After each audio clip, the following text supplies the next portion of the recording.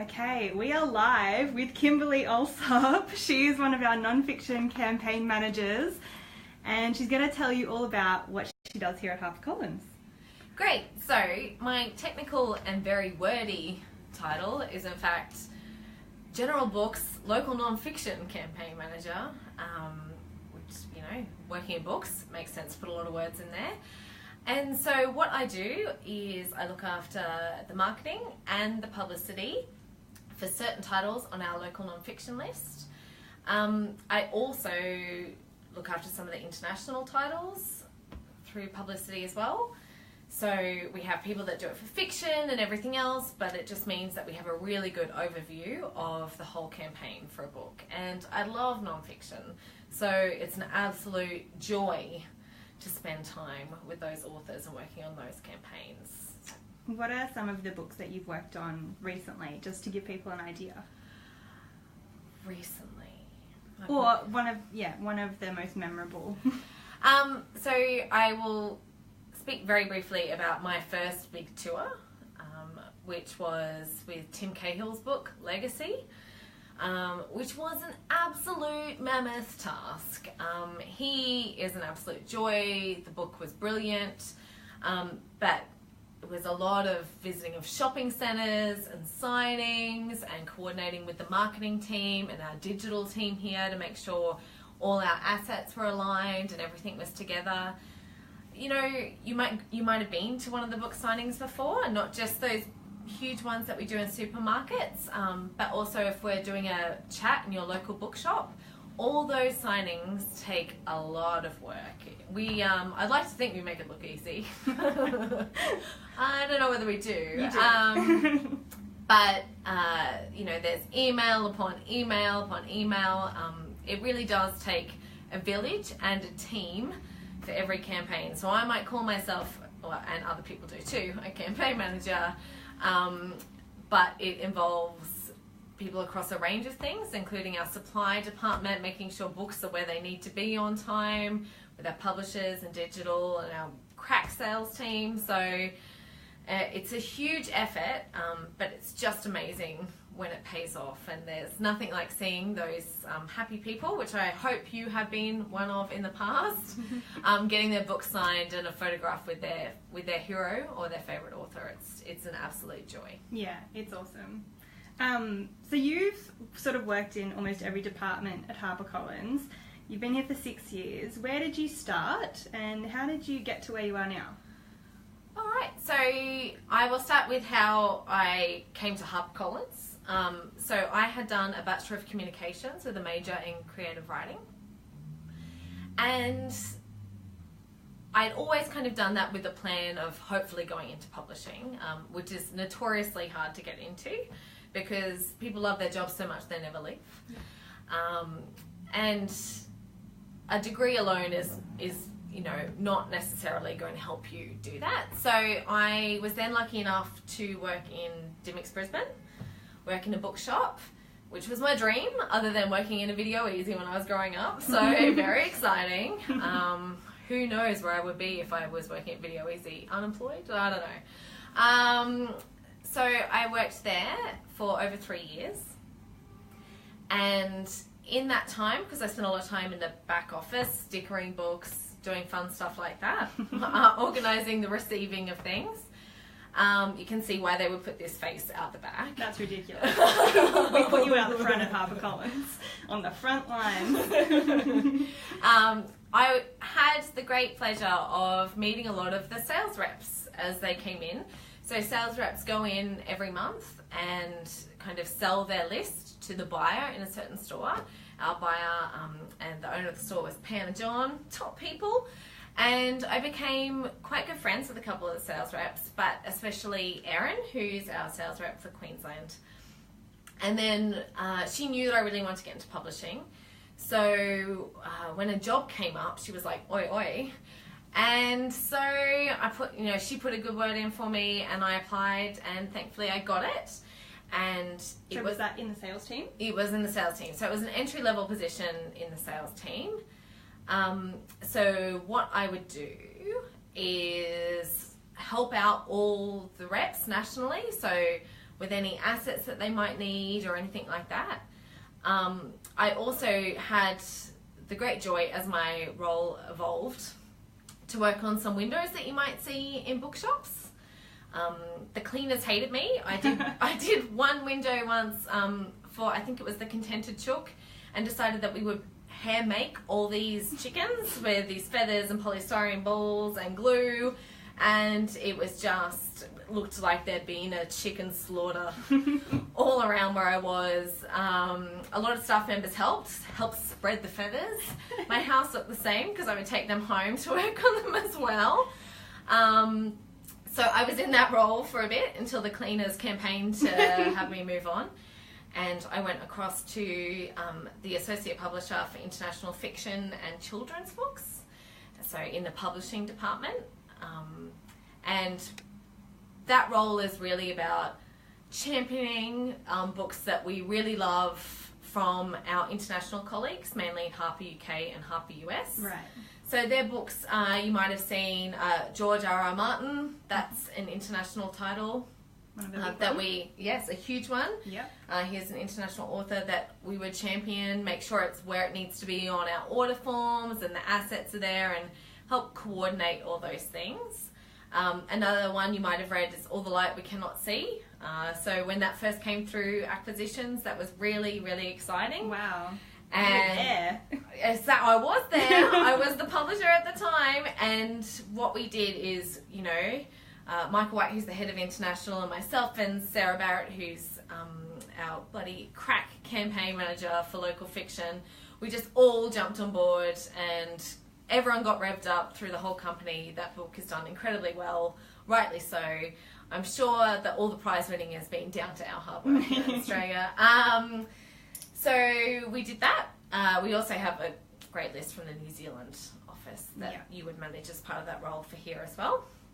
And then I went, what is my favourite part of my job, other than championing books, which I love doing, as you can see by my hand motions. And it was working with authors. So when they would come out, or when I would help out at writers' festivals, and I just loved those relationships. And so when a role came up in publicity, I said, sure. Why not? No, I actually tried quite hard. I promise that's not the hiring process. And so I moved across and I looked after a range of books, so international fiction and local non-fiction, which was absolutely great. So they were tours like Tim's one, which has been lovely. And then as things happen, the role evolved again, and I got to start working on the marketing and the campaigns as a whole, which has been really great. And there's quite a few of us across the company, but I also now look after pitching into all the festivals, all our authors for general books, so covering all of those. And you get to go to festivals, which is always great. So those are all around Australia, those festivals? All around Australia. Yeah. Some of them larger than others, but all of them wonderful. Obviously our authors are always the best, but it's really good to see other authors up there as well. And I would say the majority of us are friends with, people that work in the other publishing houses that you see all the time. So you'll see each other when you're doing post-its and signing lines, and then, when you can, sneak out for a sneaky drink. After all the authors are where they should be, in bed, tucked away, ready to start again the next day.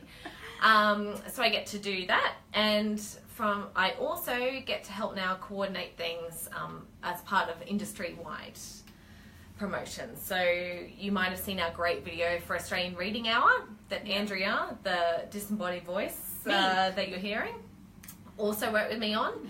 So we get to do that, and Love Your Bookshop Day, and stuff that, things that hopefully get you really excited and able to justify taking an hour out of your day to read rather than anything else. Yeah. Why would you want to do anything else? Well, it's the important stuff. Exactly. Yeah. All right. Thank you for going through those.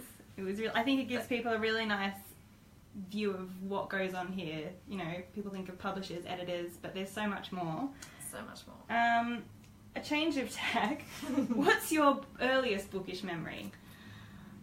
I have so many bookish memories because I love reading, always have, always been my favourite thing to do. But when I was much younger and obviously couldn't get myself from A to B, my dad would take me to the mobile library that would go to the bye-bye shops every Saturday morning, and I would just sit there for hours. I'm sure it drove him mad. Thankfully, Dad also liked books. And just go through everything, the fiction, the non-fiction. I went through really, I guess some people might say weird stage as a child where I wanted to read everything on serial killers, Jack the Ripper. Anyway, Dad really fostered that. And I just thought that librarian that was there, that she was just a god. I was like, can anything be better than working in books all day? So did she drive around a van full of books? Is that what it looked like? That's so cool. Because not everywhere is lucky enough to have a library nearby. So there was the bigger library in Nairnbor, but she would drive it around. So they'd only be there for like a half day. Yeah. On Saturday morning, so I'm sure she went to other people. I'm sure she's my favourite. But yeah, she'd just sit behind the counter or reshelve things. I always thought, what a fun job too. Like, do you get to pick which books put in? Because obviously a mobile library doesn't have as much space. Yeah. But just what an amazing job. Libraries have always been, and now bookshops, of course, my favourite places to be in. They're just so comforting, and you're never going to get the bum's rush in a library as well. They're quite happy to have you there. He's lovely, unless you're looking at weird things on the computer, which I definitely don't do. Good to know. That is an adorable memory. I love it. So we get asked a lot for advice, whether that's people wanting to work in publishing. Could you start with that? Do you have any advice for people who'd love to work in publishing to maybe do your role, or just anything in general? Well, you can't have my job. Well, I'm quite fond of it. I guess it's really just perseverance, and I think my degree was very helpful, but I would almost argue, and I'm not in HR, that's probably a department I'll never end up being in the company for good reason, that it's not necessarily the degree. I think it's more the hands-on experience. I would also suggest that a lot of people love reading. Otherwise we wouldn't have any jobs, and we wouldn't have the great Australian publishing industry that we have. Yeah. So important to think outside the box and that kind of thing. What else you would bring to a role? They come up fairly often. I know the role that I ended up getting was also advertised on Seek, so I applied for it like anyone else. It helped that I had an inside track. Yeah. But I'd like to think if I was absolutely shocking, I wouldn't have gotten it, I'm sure. So I think it's important to think about the other things you're great at too. I know my job in particular, you've got a lot of balls up in the air. You need to be able to prioritise what you're working on. You need to be able to do a lot of things at once. Yeah. We work quite far into the future. That's not just in festivals that you might be going to pitch in for like August tomorrow to someone, August next year, but also, you're working now, then if you have a tour and a schedule, and then we've got meetings and everything on top as well. So there's a lot of stuff. I would suggest just take any opportunity that comes your way. Always be nice to people, especially if you work in a bookshop. Go work in a bookshop, because it really helps to have a really great view of the market. Yeah. And when you do get a job, my biggest piece of advice would be work really hard at it. Even if it's an entry-level job. I know when that first role was very admin heavy. Yeah. I spent a lot of time in our back systems, on spreadsheets, not the kind of creative, dream that you would think working in publishing would be. But I worked really hard at it. I think work-life balance is very important, but I was here late. I would come in on weekends. I would work from home. Once I remember spending one Christmas day working on doing... No. A customer... We do not condone that here at HarperCollins. We do not. But a spreadsheet... I moved from Brisbane, obviously, for this job. So I was watching West Wing at the same time. Multitasking. Enjoying yourself. And never saying, that's not my job. Because I don't think you would even find our CEO, James, who you'll probably meet on a future series. We've got him locked in. There we go. I don't think he would ever say, that's not my job either. Even if I asked him to go to Officeworks and buy me a special signing pen, he probably wouldn't say those exact words. He might say someone else. He might, but he would help me find another way to do it that didn't involve him going down there. You need to do everything, even if that means cleaners hating you because there's feathers everywhere. Yeah, it is a lot of hard work. Yeah. What about those wanting to publish a book? Have you got any pearls of wisdom for them? Well, I mean, write a really good book.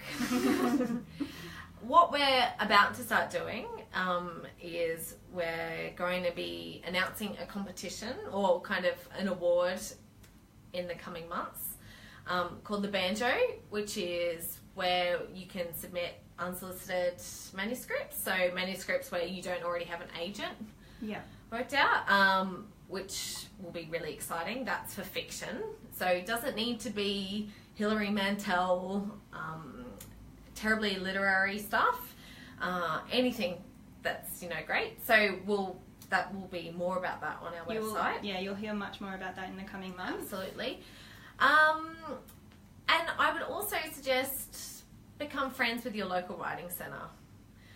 There are times, we will send out reps every so often, I know, and go and speak to people as part of writing centres, like talks.